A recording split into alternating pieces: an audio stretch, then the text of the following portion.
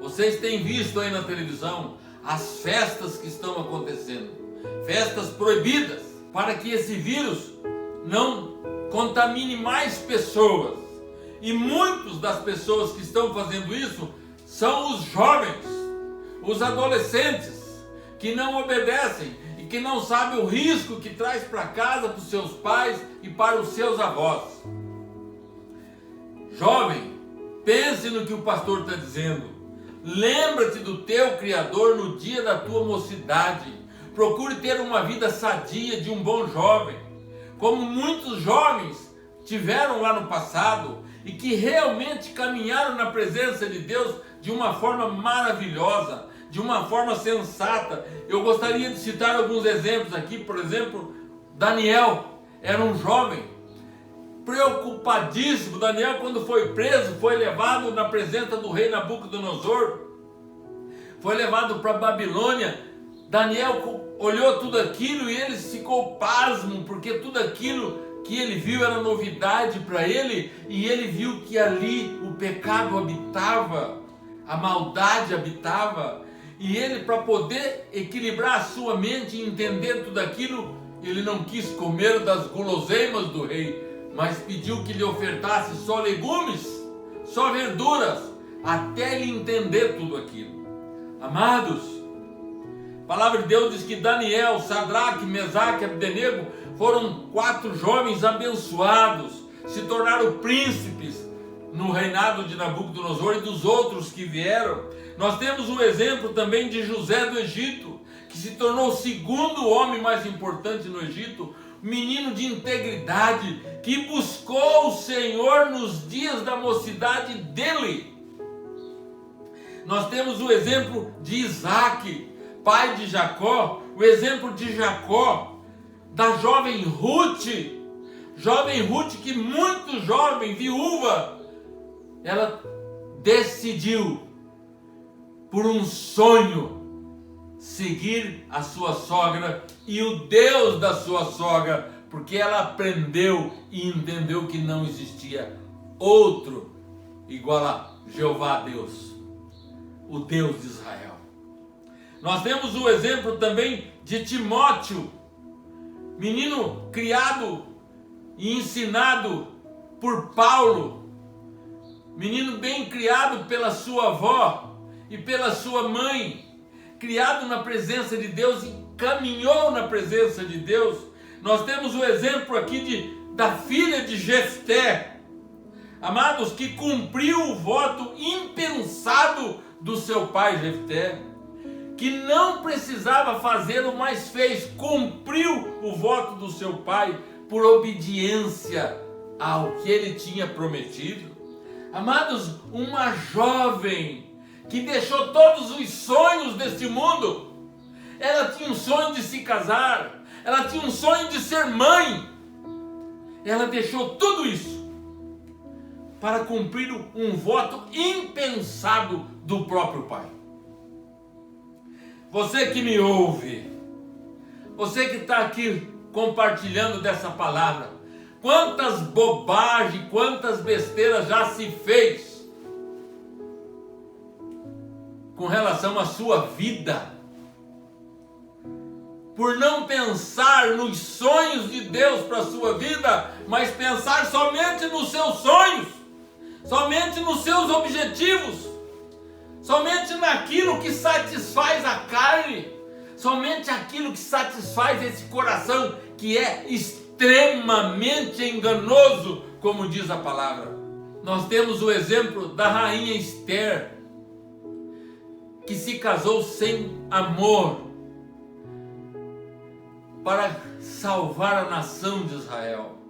Nós temos o exemplo de Lídia, vendedora de púrpura, e quantas outras pessoas, quantas outras moças jovens e moços jovens, não só na época da Bíblia, mas nos nossos dias.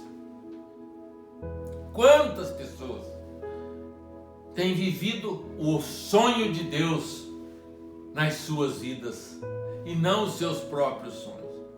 Não estou dizendo para você não se casar, não estou dizendo para você não ter os seus sonhos. Você deve ter. Não estou dizendo para você não ter o sonho de fazer uma faculdade de medicina, de engenharia ou de educação física, que seja, qualquer outra faculdade, de estudar, ter uma empresa. Não é isso. Mas que isto não seja o primeiro na sua vida. Mas que isso para você, jovem, não seja a primeira coisa na sua vida. Porque quando se pega 70, 80 anos de idade, tudo que se realizou nesta vida não é nada, passa a ser nada. Se você não viver na presença de Deus enquanto for jovem, na idade mais madura, será mais difícil você viver. Será mais difícil você pegar a marcha. Será mais difícil. Por isso, levante a tua cabeça. Que nesses dias que nós vivemos, de ficar mais dentro de casa, leia mais, ore mais, cante mais, glorifique mais o Senhor e estude mais, porque você não está tendo aula esses dias. Estude mais, você não precisa de professor, estude, você tem livros, você tem hoje a internet que tem tudo. Você é ruim de história, estude história, matemática, química, geografia, álgebra, geometria, filosofia, aquilo que você gosta. Leia mais, procure aprender mais, desenvolva a sua mente que Deus te deu e a capacidade que Deus deu a você de entendimento. Tenha seus sonhos, mas não esqueça, o sonho de Deus para a tua vida tem que estar em primeiro lugar. Isso será alegria para o seu futuro. Se você estiver andando na presença de Deus, nos ensinamentos do Senhor, você vai caminhar, Deus vai derramar sobre você do poder dele, da misericórdia dele, para que você tenha os teus sonhos, você tenha as outras coisas. Pensem bem, a palavra de Deus diz: buscai primeiro o reino, que todas as coisas vos serão acrescentadas. Não é eu quem digo, é a palavra. Buscai primeiro o reino e todas as coisas vos serão acrescentadas.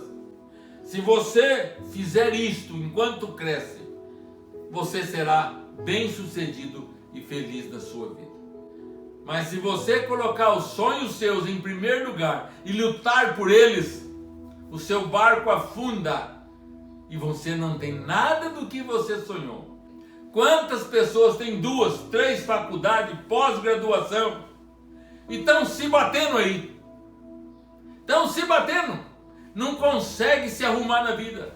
Não consegue se ajeitar na vida. Seja espiritual, seja material, seja de relacionamento, não consegue. Vive numa constante depressão. Vive num estresse a ponto de explodir e se pergunta: por que só eu sofro? Existem pessoas com quase 80 anos, eu conheço, que às vezes conversa comigo e diz: pastor, estou bem, nunca estou sozinho ou sozinha, o Senhor é meu amigo e meu companheiro e me sustenta. Tenho saudade dos irmãos, mas o Senhor me sustenta. Nunca me sinto só. Isso é fé, amados. Isso é disposição. Isso é vontade de viver os sonhos de Deus na vida. E é isso que Deus quer de mim e de você. Paulo caiu da sua montaria e teve um momento com Jesus. Amados, Paulo vai conversar com Pedro 3 anos depois. Paulo passou 3 anos com a cabeça dele remoendo o que aconteceu com ele e aprendendo do Senhor. 3 anos depois que Paulo vai conversar com Pedro em Jerusalém. Depois dessa visita a Jerusalém, 14 anos depois, Paulo volta a Jerusalém. Pensem, Paulo é um homem maduro, diferente de Estevão, que era um jovem, conheceu Jesus na sua juventude, e lá no capítulo 7 de Atos, você vê o testemunho de Estevão é fabuloso. A palavra de Deus diz que Estevão saía poder das suas mãos, dos seus lábios, um homem convertido, transformado, mudado. Paulo não era. Paulo era mais maduro. Paulo teve mais dificuldade. Levou anos para que ele empenhasse nas suas viagens. Paulo, depois de sua conversão, praticamente 17 anos depois, 15 anos depois, que ele começa a realmente as suas viagens missionárias. Queridos, a idade muitas vezes nos complica. Quando nós não aprendemos do Senhor quando somos bem jovens, lá na frente nós temos tantas coisas na nossa mente que é duro, tem tantas filosofias. Vou dar um exemplo para você. Existe uma entidade secreta. Lá se fala que as pessoas que participam vai no grau 33 e eu sei que tem mais do que isso, 35, 36 e por diante. Quando homens saem dessa entidade e se transformam em homens crentes, convertidos, e têm mais de 40 anos de idade, eles têm umas dificuldades para falar daquilo que viveram lá dentro. Porque lá há muitos pactos, lá há muitas promessas que são feitas e são realizadas. E esses homens fazem pactos dando a sua palavra disso ou daquilo ou de acolá. E não gostam de falar sobre aquilo. Não gostam. O exemplo que eu estou dando para vocês é que muitas pessoas, quando se convertem na sua idade madura, têm mais dificuldade de realmente se dobrar ao Senhor, porque existem muitos compromissos firmados em todo esse tempo de vida, compromissos esses dos quais eles se arrependem, mas isso traz um certo peso em sua alma, em seu vigor físico, em suas palavras, em suas atitudes e em suas ações. Vocês sabem melhor do que eu que Paulo, para pregar o evangelho, muitas igrejas não queriam ele, tinham medo dele. Demorou para ele convencer as pessoas que ele era uma nova criatura. Você que me ouve nesta noite, eu quero que você pense no que o pastor está falando. Eu quero que você pense em tudo que você ouviu. Principalmente você que é jovem e adolescente. Todas as coisas da sua vida de 40, 50, 60 anos. Olha bem. As decisões que você toma hoje, ela vai refletir lá na sua idade avançada. Não se esqueça. A história que se conta hoje, ela repercute na história do amanhã da tua vida, como aconteceu na minha vida, mas que o que eu já passei, o que muitos com a minha idade acima dos 60 já passaram nessa vida, que você não precise passar. Busque o Senhor, jovem, busque o Senhor. A palavra de Deus aconselha a mim e a você, no capítulo 11, no versículo 9, de Eclesiastes: alegra-te, jovem, na tua juventude, e recreie-se o teu coração nos dias da tua mocidade. Anda pelos caminhos que satisfazem o teu coração e agrada aos teus olhos. Mas sabe, porém, isso, que de todas as coisas que você fizer e realizar, Deus vai pedir contas.